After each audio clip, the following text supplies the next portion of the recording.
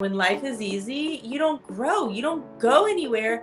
Welcome to Ultrahabits. Here, we go under the hood with our guests to unpack the minutiae and to understand what processes and systems they engage or research that result in ultra-enhanced living.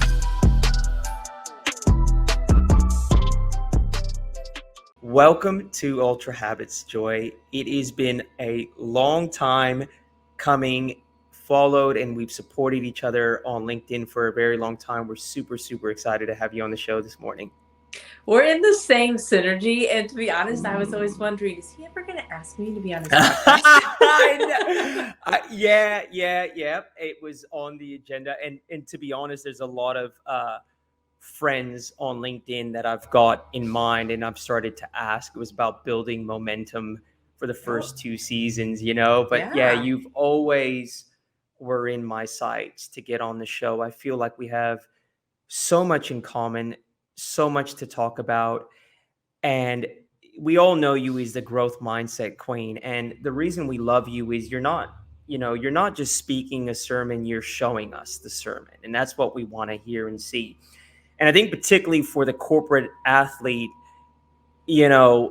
it's all well and good to see professional athletes doing their thing, but for someone that's balancing family and business, I think that's the real complexity when you're involved in something like endurance sport, and we'll get into all that. But we're going to start from the beginning, and where I'm going to take this is it's something that I've always wanted to ask you about. You've posted this picture a couple times of when you were a little girl, and I think you went on a run or you raced during your dad's race.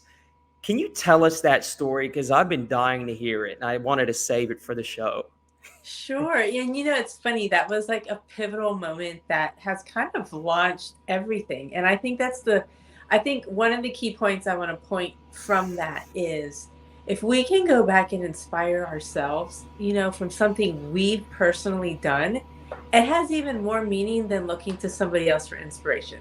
And I truly believe that all of us have something within us or something we've accomplished in the past, no matter how big or how small, that when we face new challenges, although they may not be the exact same challenge, there's a similarity there that we can go back and look and say, I did this once, I can do it again. Whether it's that same type of grit or the same type of endurance that we need for this new challenge. And I learned that through that whole situation. So yeah, quick story. The way it happened was the end of 2018, I was kind of at a standstill, my business, just kind of stuck. And I knew I needed something that kind of like launched me, to push me. And to that point, I had always been physically fit, active, very regular with my working outs, but nothing endurance, nothing ultra. And I was going back through old pictures because it was around Christmas time, and I saw that little picture of me. And it's a long story short, when I was 4 years old, I ran a 9.3 mile race. And when I was 3, I ran a 3-mile race. And then the next year when I was 4, I said to my dad, 3 miles is for babies. I'm 4 now. I'm a big girl. I want to do the 9.3 mile race. It's this really fun race in Tampa called the Gasparilla Distance Classic. They have pirates and everything. It's on the bay. It's super cool. And my dad was like, my mom's eyes got big. She was like, don't let my baby go run 9 miles. And he was like, okay, I'll tell you what. And this is another really key lesson that my dad, you don't want to hinder people from chasing a big goal, but you want to make sure that they can achieve it or they're prepared and they're not going to injure. So he said, if you can run to grandma's house, which was 5 miles away, farther than I'd ever run, then we'll let you do the race, because he never thought I would make it 5 miles. And of course I made it the 5 miles. So when I showed up at grandma's house, grandma's waiting there with food, and my mom's eyes got even bigger. She's like, what? Now we're going to let her run this race? She was worried. But my dad was super proud, and he knew that if I could do 5 miles, I had that focus to do it. And that's what it comes down to, and why it stuck out to me with the focus, because a 4-year-old, no question, they have the energy. The fact that I can run that physically, that's not impressive. Kids are bouncing off the walls, right? I mean, it wasn't the energy to run 9 miles at that age. It was the focus. Because what 4-year-old is going to train is going to push their little body past their threshold. Because I remember when I finished that 9-mile race, I had stepped into that deep, dark place, as you know, of endurance. I was crying. My emotions had broken down, which is very typical when you get to the end of endurance sports. I had pushed myself to its limit. And that's what was so impressive, that as a 4-year-old, I was ready, and willing to step into that place. And I wanted to find that again. And so that's what inspired me. I said, you know what? I've never run a marathon, a full marathon. I need to do a marathon. Let me just see where that takes me. And that's what started this whole journey. That's when my following grew, because everyone followed that. And that's what kept leading to more and more. Because once you step into the growth and experience it, you don't want to stop. Yeah, and there's a lot in that, and I'm just reflecting on a post I did once with my daughter, and I was exercising, and I'll never forget, you made a comment that my daughter would appreciate having a fit dad. Mm-hmm. And Mm-hmm. I immediately connected to that picture that you had posted. So I want to talk about that, like in terms of your dad. How did he shape you, and what was his story? Because I think there's something important there Sure. for parents. Sure, sure, sure. And I'm super proud. He was actually a professional prize fighter too, a boxer. Wow, there you He go. came over from Mexico as a kid, and that's truly the one thing that kept him off the streets, kept him out of trouble. Was a coach found him. He got into the gym, and he started chasing this dream of boxing. And there is no. I mean, I can't think of anything bigger, stronger mindset than boxing. I mean, that is like physically taking these blows and going right back. I mean, that's insanity. So that, that along with, he was always, in shape, and was always running, and I was always standing there watching him running. And I can truly say I am so grateful that if you can expose your kids to the love of movement, from the time they're a child, that is a gift that will go with them their whole life. And on the counter, it really makes me, try to understand and reach out to people who didn't grow up with that. It isn't easy to develop this positive relationship towards physical exercise. It's, if you don't grow up with it, just like eat healthy eating habits, all of that, it is so hard to change down the road. So if you can give your kids healthy lifestyles and, a healthy approach to fitness and exercise from the time they're little, it's going to be so much easier for them their whole life. So I think that's so important. And I'm so incredibly grateful. And I recognize that that was something I had no control over, right? It could have been so different had he not exposed me to that so young. So I fully appreciate that. I think it's a great example of what happens when you just have and you create a bar. Hmm. You don't have to talk about it. You don't have to tell your kids. It just kind of, like the fact that you were able to run 9 miles, there was no doubt previous to that put in your mind, because your bar was your dad. Right. Right. Like, and it's incredible. Well, then we live life. And I think this steps into your growth mindset, and life does life's thing. And people they tell us shit about ourselves and rah, rah, rah. And then next thing you know, we start developing these limiting beliefs and mindset. So let's step through your kind of childhood to adolescence. Like, where did you grow up? Like, were you a focused young woman? Like, did you make your mistakes like we all do? What was that whole process like for you, Toy? Well, I had two brothers. And so I grew up really feeling like I always had to prove myself, because I feel like I kind of grew up in a neighborhood that had all boys. I had my brothers, they were all athletic. And to hang with them, to get any respect from them, I had to be just as good as them. Otherwise, it was like, oh, and in a way that's so sad, and we are fighting for, equal, recognition for male and female. But at the same time, everything that happens in our life happens for a purpose. And I look back at that and I realize that growing up with this overline, you're going to have to work harder. You're going to have to push harder than anybody else just to be on their level. It kind of fueled something in me, and it made me be okay with hard work and, doing the extra things. And the same thing, when I grew up, there weren't girls teams. So if I wanted to play baseball, which I wanted to play so badly, I had to go out for the boys team. Well, those boys didn't accept me when I first walked up, right? I mean, as soon as I walked up, I think I was like 7, they're like, we don't want girls. We don't want girls on this team. And so from that moment, I had to prove I can be better than you just to get acceptance on a regular level. And so, working through all that, and I'm so glad that my parents didn't shelter me and say, oh, we don't want her to be hurt. We don't want her. They stood there and watched me walk up. They watched the mean comments being said to me. They didn't step in and say but it showed them, wow, she really wants this. And that's a whole nother lesson. If you really want something, no adversity, the limiting beliefs that people are going to put on you, it's going to bounce off because you want that so badly. Nothing's going to stop you. And so there's so many things from my childhood, and I'm glad you asked me to share that, because when you go back and you break those things down, you can carry all of that. Because you're right, as we get older, we start to care what people think. We start to limit ourselves. And as a child, I think there's so much to learn from children. I'm glad I have so many to look at and learn from. There's so many things we can learn from them, when your child wants something, they're going to do anything to get that. It's a really interesting one, and something I reflect upon a lot, Joy, is to particularly with my son, because he's the oldest, and I think we helicoptered a bit because he was our first child, and it's like, how much do you build them up without them actually doing the work? Right.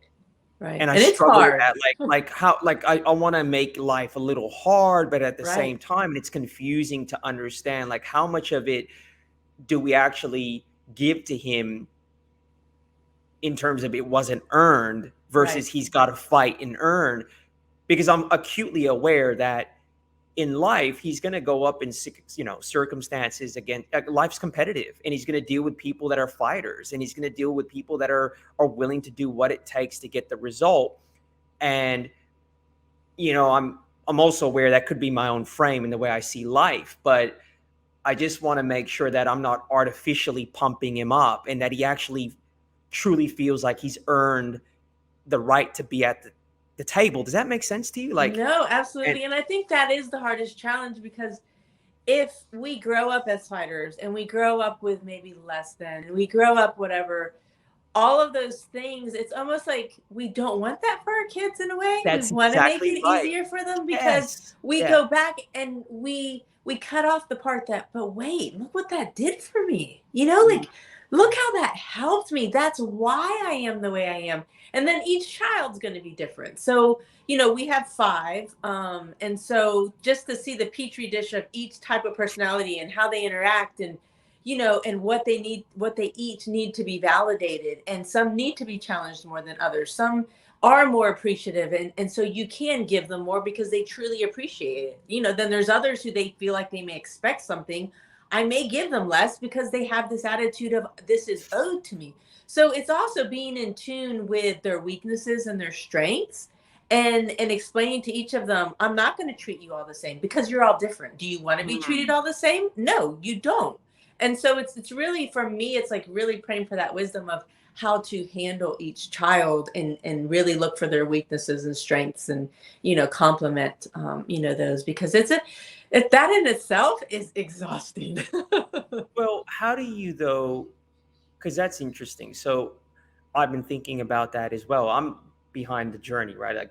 I've got little ones, and so what you're saying is relevant in terms of, I know for our audience, but how I'm thinking, you customize your approach for each child.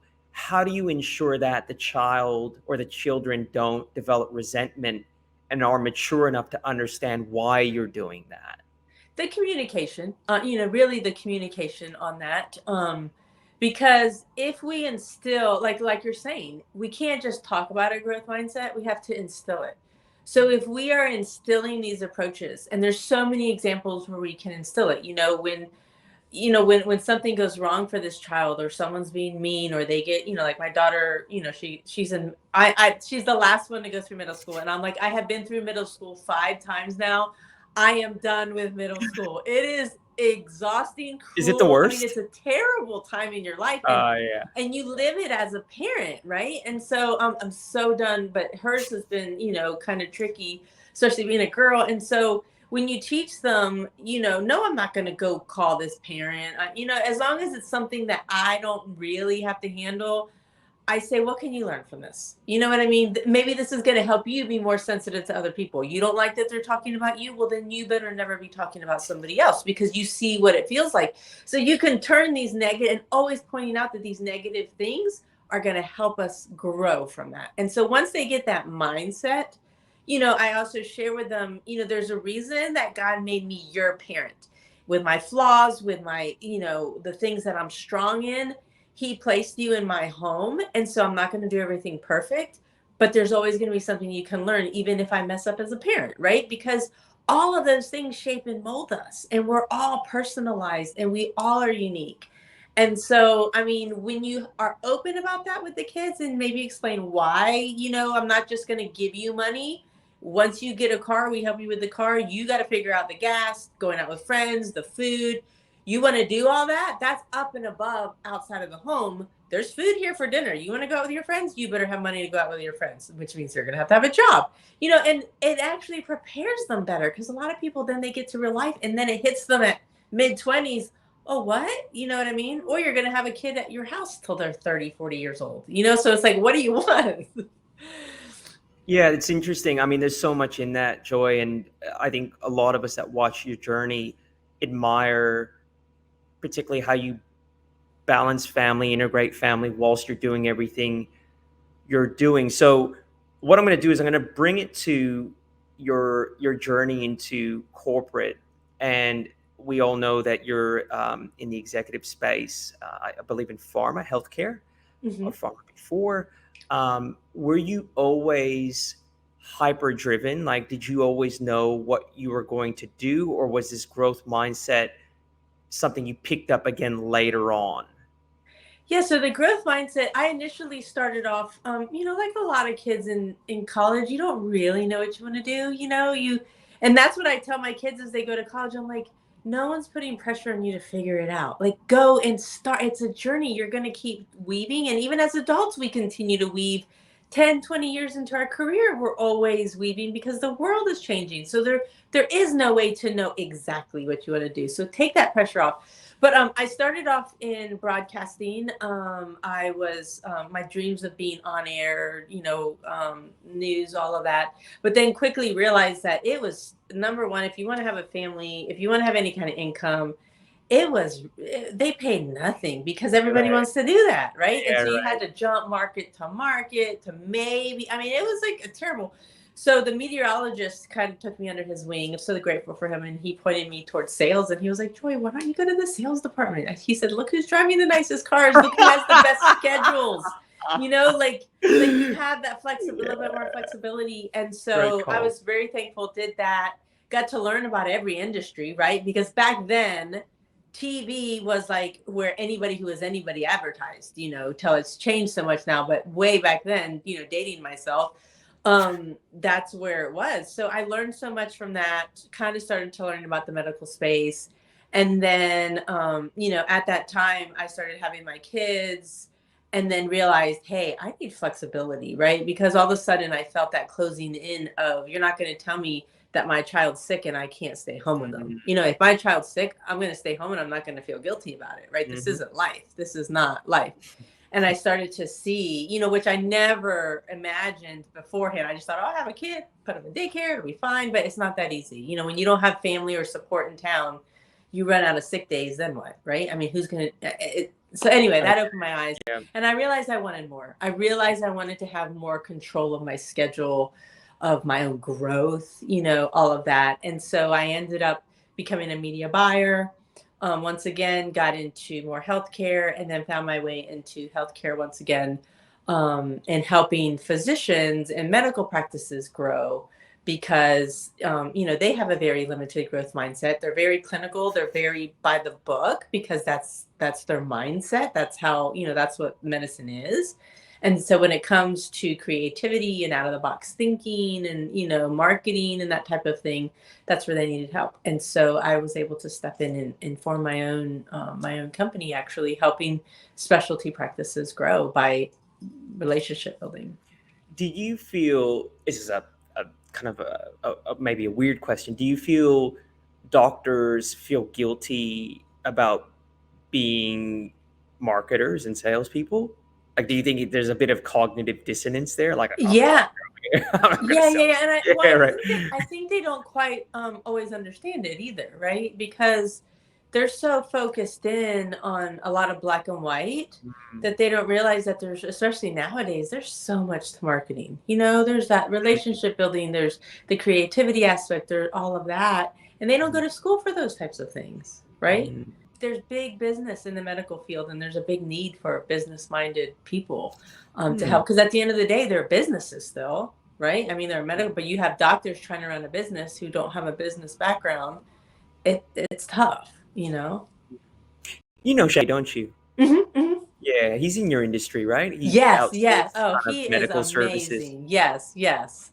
I'm gonna have him. We're launching a podcast. He's one of the first people I want to have on. He is Because you're from so the same amazing. town too, right? He's from Atlanta as well, or is it He Tennessee? is initially, but I think he lives in Does he live in Tennessee now? Yeah, I one of think. them, I got Yeah. confused, but yeah, you guys are right up each other's alley Oh for yeah, sure. no, I resonate with him so much. He's amazing. Yeah. Yeah. So, okay. So I want to ask you what what kind of spurred you into endurance sport? Like, why did you decide to get back into it after your 9 miler Yeah. as a little kid? Like, what was Yeah, it the was it was the search for that focus. You know, it really was. You know, there's a long story short, and I've shared it a while back, but sometimes people forget. Midway through my life, I ended up going through a divorce, small kids, lost everything. You know, no, I mean, it was just a complete nightmare. Like when I say everything, I mean like my last money that I transferred from a business account to my bank account got frozen. And literally, there was a zero balance in my bank account, and the scary? bank saying it's going to be a few days. It somehow got lost in the transfer. I'm like, how does that happen? You know, so it was really a deep, dark time in my life. I was struggling with a lot of things, a lot of my identity, and who was I? And it was mid 30s, and I think coming out of that and finding starting all over and finding my new a client all on my own without one reference, without anything, because at the time I was working, doing a lot of work for my brother in marketing, and he didn't agree with it and fired me, but I had worked for him for like 10 years, so like I had no references, like zero, nothing. And so it was a real dark time, and when I got through that, I think that's the first time that it was like took me back to some of those times as a child that were tougher, right? Because I think from, college to early, the next 10, 15 years, it was easy. And it was a reminder that when life is easy, you don't grow, you don't go anywhere. And what's going to end up happening is like what happened to me. Then you wake up and you realize you're miserable. You're miserable. You're not living up to your potential. And all of that pain and challenge and being scared to death when you lose everything like that, it kind of awakens you again. And that fight or flight mode picks up again, and that was a pivotal moment in my life, which eventually led to, starting to do well in business again. And then I was like, oh, I'm getting comfortable again. I know what happens when this happens. And that's when I was in there and I saw that picture and was like, I've got to refocus. I've got to create challenge since there isn't challenge right now. Because I told myself I will never become complacent like that again. You can't let life get easy. And that's why endurance sports have become so key, is because I realized that I have to be challenging myself every day. And there's no better way to challenge yourself than through the endurance sports, because there's no cheating it. You can't get out of it. When you're out there, you've got to run back. I like the way you say you run it out and back. So when you get out there, you got to come back. There's no It, choice to no, there quit. isn't, and no, and I think it's key to kind of make it clear to the audience as well. Like, none of this would have potentially happened for you had you not gone through that crisis of your divorce. Like, Mhm. it's incredible how through adversity that's thrown at us and when things kind of fall apart, like, I'm sure you were able to leverage that later on and realize, well, look, I got through that, I can get through this 40 miler or whatever, right? Like, because it's these things that we go through that give us that illustrative example that we've got the fortitude And to you get said it through it. earlier, and yeah, to get through it. And so you're now well into triathlon and Ironman, yeah? Mhm, mhm, mhm. How are you managing the integration of everything, man? Like the kids, the training. I know that you It's said that you don't beat yourself up if you miss a session. Like, what's that whole mindset around how you bring it all together? Yeah, no, and it's tough. It's very challenging. And it's funny, I'm about now, actually, this weekend, I'm flying to Boulder, Colorado. I came across a business person who's really into triathlon. They launched this huge community, which includes a whole bunch of the pros. And we're going to try to merge like the pros and the age groupers and let them interact and learn from each other. Because, like you're saying, there's so much we can learn from the pros, but there's also so much from the average, the age groupers who aren't average. I mean, they're hitting times. Some of them are hitting times they could go pro, but they stay age group. And Mhm. I wish they would go pro so then I would have a chance. But I mean, it's crazy, like just to give you an idea, I showed up to Yeah. my end of the race in November, and the girl who won not only won my age group, but she won the whole event, Mhm. and she's in my age group, and I'm like, I have to be a pro to even place in my Mhm. age group. I mean, it's gotten that It's advanced, which is crazy. awesome. It's pushing us. But anyway, so all of that kind of came together, which is another example of you don't have to know, just start moving, and you're going to start getting into your passion more and more and more. So I'm so thrilled to go. I'm going to be able to interview all these top pros who have huge followings. Everybody knows who they are, and to jump into their mindset, but also, bring on incredible age groupers like Shay, like people who have these stories, because everybody's got an incredible story, and we all have a different reason for why this means so much to us. And but to answer your question, yeah, it's a love hate, because it's like you don't want it to dominate your life. You don't want it to take over. There's times you feel selfish because there's something family, or you're at a family event and you're thinking, I really needed to get a session, a longer set, and so it constantly keeps you in check, which I think is a good thing. But I'm really moving more towards, like you said, I really have to be gracious with myself. I'm making every moment count. So with my work, there's no time to procrastinate, right? And it kind of keeps me in check. So I'm like, if I want to get there in time to get this session in today, I've got to get everything done, on point. It keeps me focused, because otherwise, and that's what it's all about. It's all about focus, right? And it helps keep me focused. And I'll show you, I did a post. Where's this little rock? The coolest thing was I did that first marathon, for focus, walked my way through that. And then, along the way, picked up Ironman, all of that, learned how to swim. Well, I mean, I didn't know anything. It's been an amazing, this year especially was amazing. But when I qualified for Boston, and when I went to Boston Marathon, at the entrance to the little place I stayed, I was going up the steps and I found this rock, and it says focus on Wow. it. And I was like, how full circle is that? I'm running one of the most Mhm. iconic marathons. I started this for focus.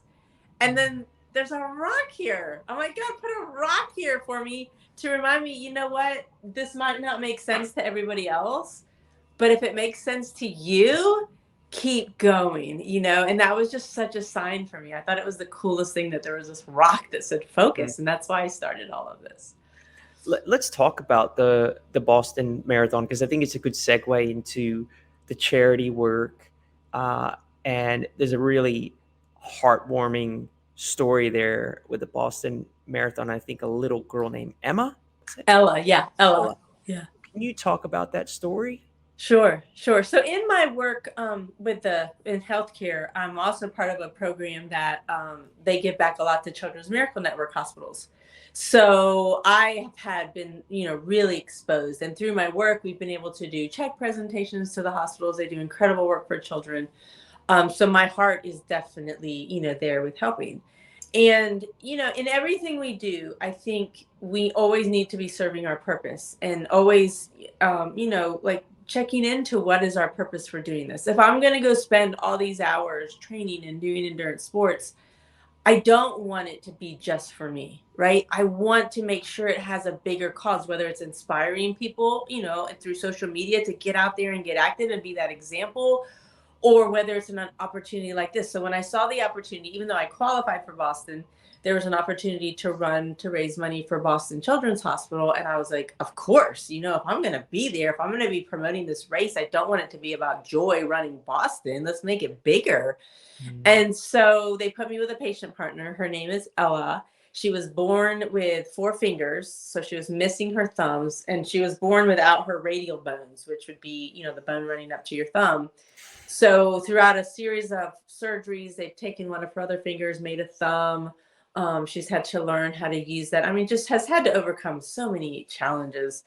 And I was able to go meet her when we got there. We went out to dinner with her family. I interviewed her, put an interview up on LinkedIn, and just her appreciation for life and her fight and how nothing holds her back. You know, even though she's growing up and she could be bitter and angry and just wanting to, you know, angry with God. Why was I born like this? It's not fair. But she has taken it the total opposite. And it's made her such a beautiful person. And as I was running the marathon, they were waiting halfway. They had a big tent, the whole Boston Children's Hospital.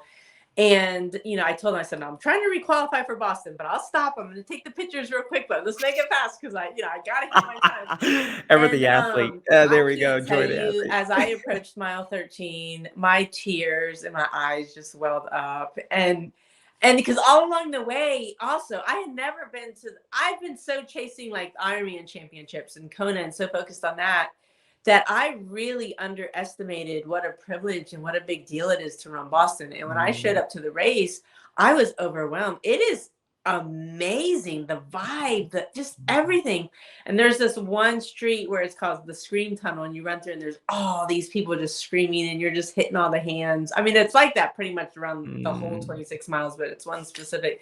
But when when I would pass those places, everyone's yelling, "Go Ella," because I had Ella on my shirt. They're yelling, "Go Boston." And you just felt the love for anyone who would support the hospital, you know? And so all of that kind of built up. And when I got to mile 13, she was there. We took pictures, we hugged real quick. And that truly was better than the finish. I mean, that was just the highlight of the entire race. It was just so amazing, you know, and then to be able to share that story. And our team, we raised over $2.2 million for Boston Children's Hospital, which it just showed, you know, it was a reminder and it was a big deal. And even my husband, sometimes he doesn't quite understand, why are you so obsessed with all this, right? But that one event, he was like, that was like, it meant everything to him. He was like, it started to kind of show that through these sports and through what we're doing and through who we're becoming while chasing these things, that's a big part of it. We become this upper level person that we need to be to lead. And that's what I'm always explaining too. If you want to be a leader in your home, you want to be a leader in the workforce, you have to have the muscle and the grit and the determination and the endurance to lead and to lead strong people. So you have to be strong to carry because you don't know when you're going to need to carry somebody. You don't know when, you know, and figuratively speaking, you don't know when you're going to need to carry, you know, someone in your family or someone at work or someone who's going to need you. And you have to be strong enough to do that. And I want to be that person. And that's a big deal. And, you know, anybody, you know, that's involved in endurance sports, they are strong people from the inside out. And it's a different level person. And that's why I'm so excited to go interview all these pros. I mean, just to be there, knowing what they go through to achieve what they achieve, getting in that right room with the right people is another point. I'm always like, chase that room, get in there with them. Let's talk to them. Let's figure these things out.